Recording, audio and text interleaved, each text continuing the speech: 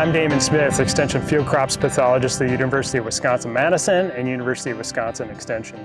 And I am Dan Marzu. I'm the North Central Region Nutrient and Pest Management Outreach Specialist for University of Wisconsin-Madison Extension. So Damon, we're standing out here in the middle of a bean field, and people might start thinking about white mold.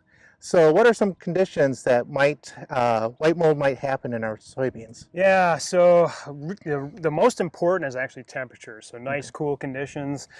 In Wisconsin, we kind of sit in a locale that's pretty conducive for the pathogen. So most of the time through the bloom period, we will have favorable temperatures. So it really comes down to the humidity. Okay. And that's a really key piece. A lot of folks think rain is really important, which it is, certainly contributing to the soil moisture, but we also have to have high humid conditions, and that humidity in the canopy has to be very high.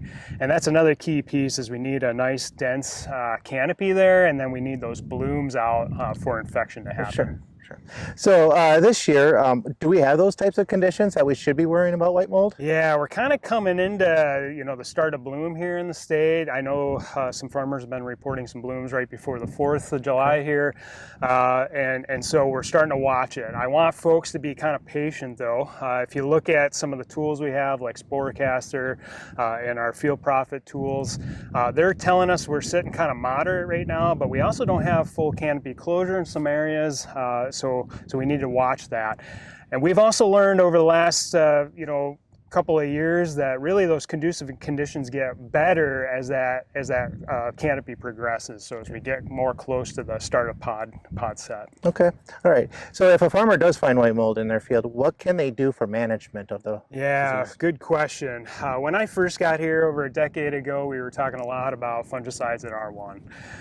And at that time, that was a really good recommendation, but we've seen that change over time. And there's a few reasons for that. Maturity group changes. We've seen the weather change for us, and so now we're seeing over the last 4 or 5 years, our research is telling us wait till the R3 growth stages. Okay. That's really the sweet spot.